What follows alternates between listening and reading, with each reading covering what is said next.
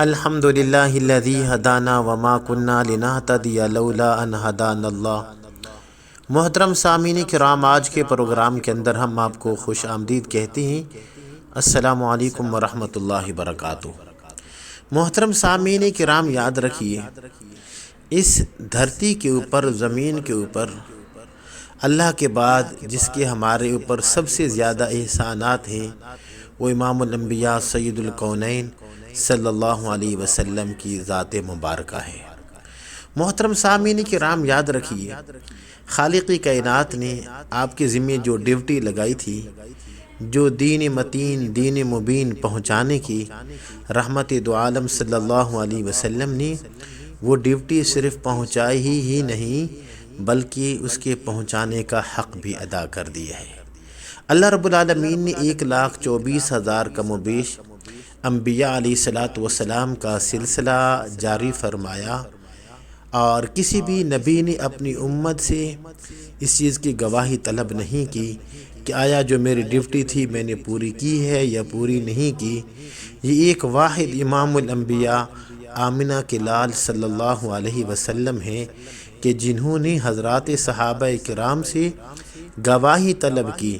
کہ آیا جو میرے ذمہ ڈیوٹی تھی وہ دین میں نے تم تک پہنچایا ہے یا نہیں پہنچایا۔ تو اس وقت تمام صحابہ کرام نے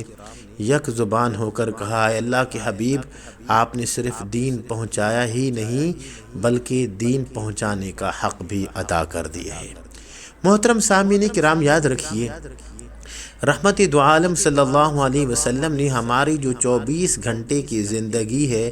وہ کس طریقے سے گزارنی ہے، اللہ کے حبیب نے ہمیں بتا دیا۔ اور آقا دو عالم صلی اللہ علیہ وسلم نے پیدائش سے لے کے مرنے تک انسان کی جتنی بھی وہ زندگی کے معمولات ہیں،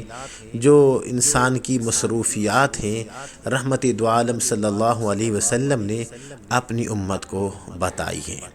محترم سامعین کرام، یاد رکھیے، انسان انگوٹھی استعمال کرتا ہے یا یہ ہے کہ انسان لاکٹ وغیرہ استعمال کرتا ہے، آیا مرد کے لیے ان چیزوں کا استعمال جائز ہے یا جائز نہیں ہے؟ یا یہ ہے کہ بعض لوگ انگوٹھی کے اوپر یا لاکٹ وغیرہ کے اوپر اللہ رب العالمین کے ناموں میں سے کوئی نام لکھوا دیتے ہیں، یا یہ ہے کہ بعض لوگ قرآن مجید کی کوئی آیات وغیرہ لکھوا دیتے ہیں، آیا یہ اس طرح کرنا جائز ہے یا جائز نہیں ہے؟ محترم سامعین کرام، یاد رکھیے، رحمت دو عالم صلی اللہ علیہ وسلم سے انگوٹھی پہننا ثابت ہے، اور آپ علیہ الصلوۃ والسلام کی جو انگوٹھی تھی اس کے اوپر لکھا ہوا تھا محمد رسول اللہ، محمد الرسول اللہ، یعنی کہ یہ آپ علیہ الصلوۃ والسلام کی انگوٹھی کے اوپر لکھا ہوا تھا۔ اور ایسی کوئی انگوٹھی کہ جس کے اوپر قرآنی آیت لکھی ہو، یا یہ ہے کہ اللہ رب العالمین کا کوئی نام لکھا ہو، تو ایسی انگوٹھی کا واش روم میں لے کے جانا، بیت الخلاء میں لے کے جانا، یہ مکروہ لکھا ہے۔ بلکہ اگر انسان کے پاس ایسی کوئی انگوٹھی ہو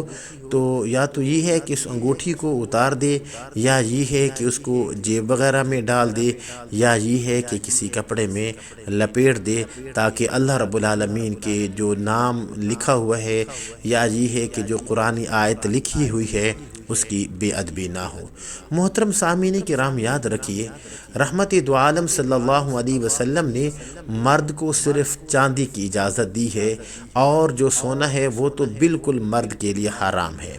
اور جو چاندی کے جس کی اجازت دی گئی ہے وہ بھی صرف 4.5 ماشے تک، اس سے زیادہ کی وہ اجازت نہیں ہے، اور مرد کے لیے صرف ایک انگوٹھی جو ہے وہ بہتر ہے۔ اور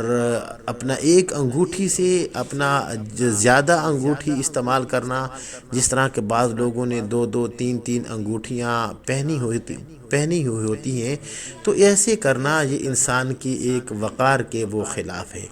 بلکہ فقہائے کرام نے تو یہاں تک لکھا ہے کہ مرد انگوٹھی نہ پہنے تو وہ اس کے لیے بہتر ہے۔ باقی محترم سامعین کرام، یہ لاکٹ وغیرہ استعمال کرنا یہ مرد کے لیے بالکل جائز نہیں ہے، بلکہ یہ عورتوں کے لیے ہے۔ تو اس لیے انسان کوشش کرے کہ سونے سے اپنے آپ کو بالکل بچائے، اور جتنی اجازت دی گئی ہے چاندی استعمال کرنے کی 4.5 ماشا، صرف اتنی ہی استعمال استعمال کرے اس سے زیادہ انسان کوشش کرے کہ وہ استعمال نہ کرے۔ محترم سامعین کرام، امید ہے کہ آج کا ہمارا یہ گفتگو کا سلسلہ آپ کو بہت زیادہ پسند آیا ہوگا۔ اسی کے ساتھ اجازت دیجیے اپنے بھائی قاری محمد زبیر حسن کو، انشاءاللہ العزیز اگلے درس کے اندر آپ سے ملاقات کرتے ہیں۔ بس جہاں بھی رہیں خوش رہیں۔ السلام علیکم ورحمۃ اللہ وبرکاتہ۔